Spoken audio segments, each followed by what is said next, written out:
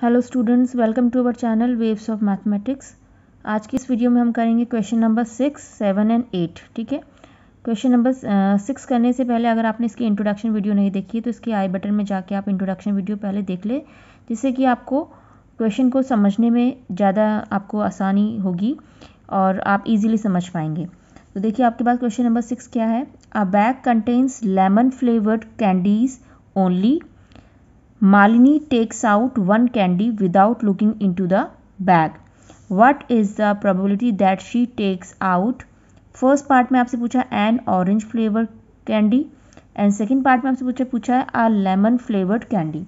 यानी कि जो मालिनी है वो आपके पास इसमें बोला गया है कि एक आपके पास बैग है, उसमें कैंडीज़ कैसी, देखिए कैंडीज़ में बोली लेमन फ्लेवर कैंडीज़ है। ये आपके पास एक बैग है, इसमें जो आपकी कैंडीज़ है वो सब आपके पास कैसे फ्लेवर में, लेमन फ्लेवर में, मतलब एक ही फ्लेवर की कैंडीज़ इसमें अवेलेबल। अब कितनी कैंडीज़ अवेलेबल है ये उन्होंने नहीं बताया, कैंडीज़ बोला यानी कि आपके पास एक से ज़्यादा कैंडीज़ होंगी।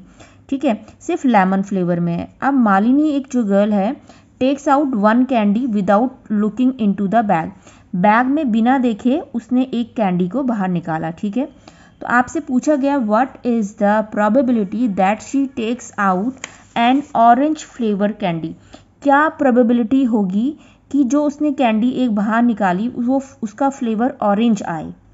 तो सबसे पहली चीज़ देखिए आपको गिवन क्या है और पूछा क्या गया है, दोनों में डिफरेंस आपने देखना है। यहाँ पे आपको बताया गया है कि आपको प्रोबेबिलिटी बतानी है कि जो कैंडी मालिनी एक निकाल रही है वो ऑरेंज फ्लेवर में हो। अब आप खुद सोचिए उस बैग में लेमन फ्लेवर कैंडीज़ है, तो कैसे ऐसा हो सकता है कि उसमें आपकी ऑरेंज फ्लेवर आ जाएगी, वो अपने आप तो नहीं आ सकती।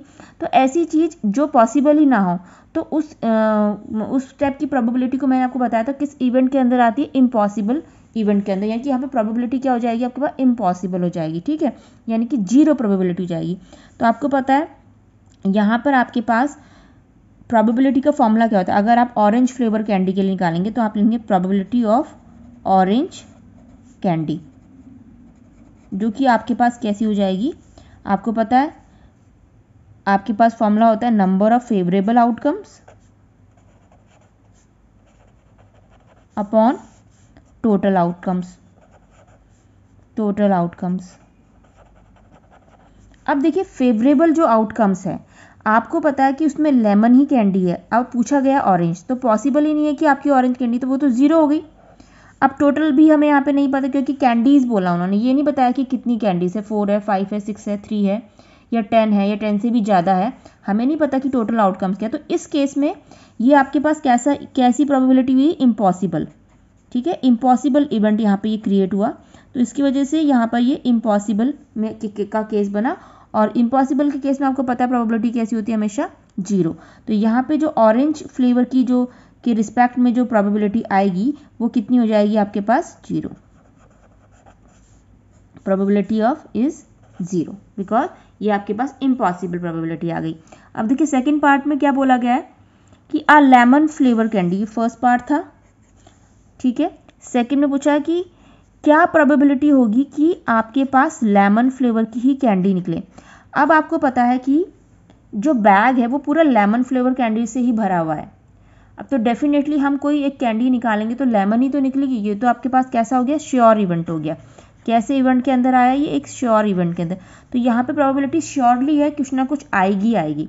तो इस केस में जो प्रोबेबिलिटी हो जाती है वो कितनी होती है, हमेशा 1 होती है। श्योर इवेंट की प्रोबेबिलिटी कितनी होती है, 1।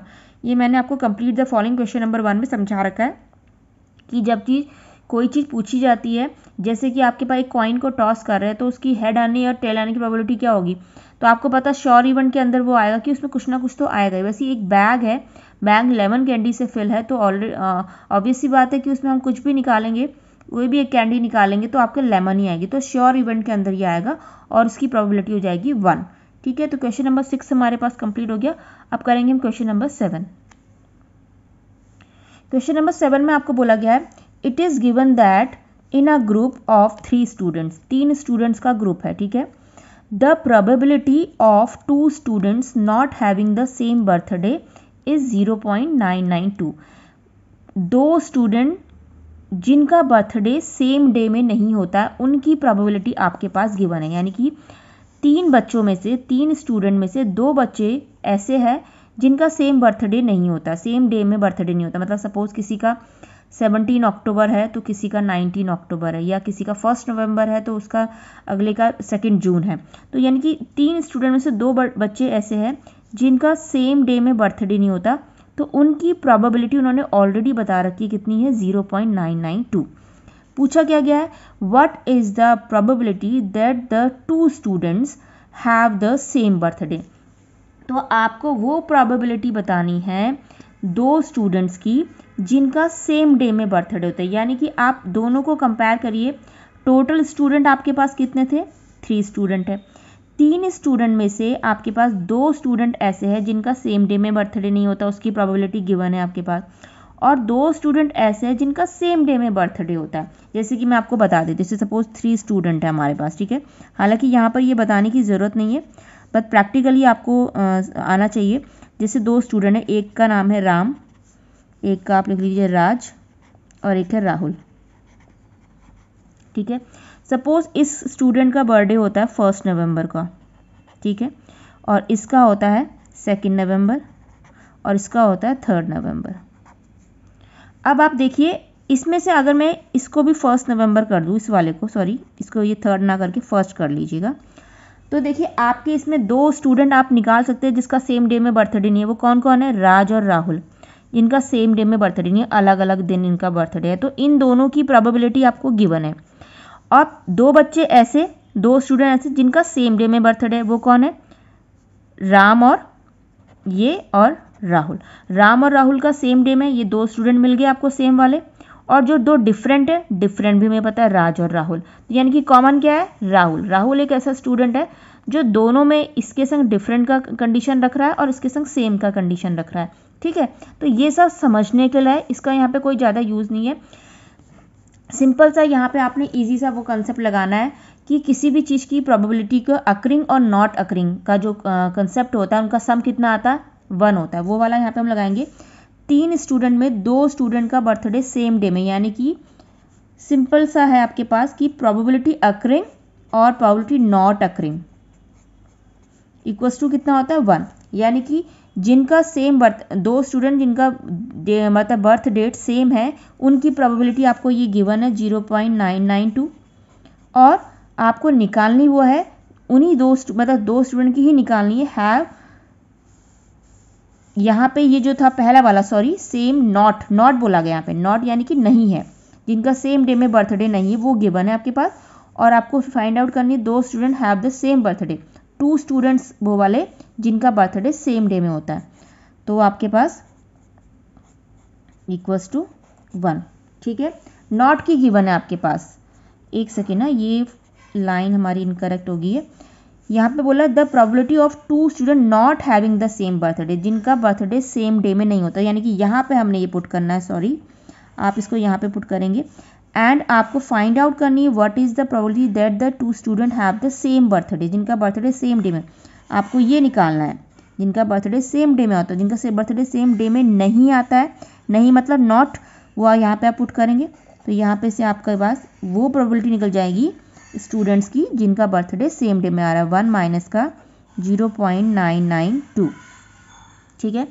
तो 0.992 आप इसको माइनस करेंगे तो कितना हो जाएगा, 10 में से 2 माइनस हुआ 8, यहाँ रहा आपके पास 9 में से 9 गया 0, देन 9 में से 9 गया 0, देन यहाँ पे आपके पास 0, तो ये आंसर आ गया 0.008 आंसर। तो ये आपकी वो 2 स्टूडेंट है जिनकी बर्थडे सेम डे में होती है, उनकी प्रोबेबिलिटी आपकी निकल गई, और जिनकी नहीं होती है वो आपको गिवन थी, ठीक है। यहाँ पे ये फर्स्ट लाइन में बाय मिस्टेक हमने करा, इसको आप इग्नोर करिएगा, बाकी का मैंने आपको पूरा एक्सप्लेन कर दिया है। देन हम करेंगे क्वेश्चन नंबर 8। क्वेश्चन नंबर 8 बहुत ही ईजी है, एग्जाम्पल में इंट्रोडक्शन में मैं कई बार बता चुकी हूँ। एक बैग है आपके पास, ठीक है, हम एक बैग बनाते हैं, ये हमारे पास एक बैग है, ठीक है। इस बैग में आपकी 3 रेड बॉल्स है, ठीक है, और 5 ब्लैक बॉल्स है। 3 रेड बॉल्स है आपके पास, ये देखिए, और 5 आपके पास ब्लैक बॉल्स है, ओके। 5 बॉलें हमारे पास ब्लैक है। तो फर्स्ट पार्ट में आपसे पूछा गया है कि अ bag contain 3 red balls and 5 black balls, a ball is drawn at random from the bag, कोई भी एक बॉल, अ बॉल मतलब एक बॉल आपकी रैंडमली निकाली जा रही है। What is the probability that ball drawn is red, क्या प्रोबेबिलिटी होगी कि बॉल आपकी रेड निकल के आए, यानी कि आपको प्रोबेबिलिटी बतानी है रेड होने की, रेड बॉल निकल के आए। तो आपके पास पहले आप फॉर्मूला लगाएंगे, फॉर्मूला आपके पास होता है number of favourable outcomes, favourable outcomes upon total outcomes. देखो आपके पास रेड कितने हैं, देखिए आपके पास 3 है, तो फेवर में रेड आपकी ये तीनों में से कोई भी आ सकती है। फेवर में 3 और टोटल कितने हैं, 5 ब्लैक है 3 रेड है, तो 5 3 8, तो 3/8 इज द आंसर। क्योंकि देखिए आपने एक बॉल रैंडमली निकाली तो जरूरी नहीं है कि वो रेड ही आए, ब्लैक भी आपके हाथ आ सकती है, बट आपको रेड की निकालनी है। तो फेवर में तो रेड के 3 है और टोटल कितने हैं 8। एंड सेकेंड पार्ट में देखिए आपके पास पूछा है नॉट रेड, यानी कि P-R आपने निकालना। इट मीन इसका मतलब क्या होता है, अगर रेड नहीं है, नॉट रेड यानी कि ब्लैक निकलेगी, तो आप इसको ऐसे PB भी लिख सकते हो, B फॉर ब्लैक, है ना। तो इन दोनों का मीनिंग एक ही है, ये नॉट लग गया नॉट रेड, या फिर कह लीजिए रेड नहीं, तो इसका मतलब बची कौन सी, ब्लैक वाली बॉल्स। तो ब्लैक की प्रोबेबिलिटी आपने निकालनी है, सिंपल सी। तो same thing number of favourable outcomes, black कितने हैं आपके पास 5 बाई टोटल कितना है 8, ठीक है। तो ये आपके पास नॉट रेड का है, या फिर आप इसको एज सिंपल ऐसे भी कर सकते हो, PR रेड होने की और नॉट रेड होने की प्रोबेबिलिटी 1 होती है। PR आपका 3/8 निकल गया था, यहाँ से आपने नॉट रेड निकालना है, तो ये PR नॉट कितना हो जाएगा 1। तो ये देखिए यहाँ से अगर आप इसको निकालेंगे तो 1 में से 3/8 अगर आप करेंगे तो आपका आंसर 5/8 ही आएगा। तो आप दोनों तरीके से इसको समझ सकते हैं। तो क्वेश्चन नंबर 6, 7, 8 हमारा कंप्लीट हो गया है। अब हम नेक्स्ट वीडियो में क्वेश्चन नंबर 9 एंड 10 करेंगे, और वीडियो को पॉज करके आप इन क्वेश्चंस को नोट कर सकते हैं। वीडियो अगर आपको पसंद आई तो लाइक शेयर एंड सब्सक्राइब करना ना भूलें। Thank you and thanks for watching.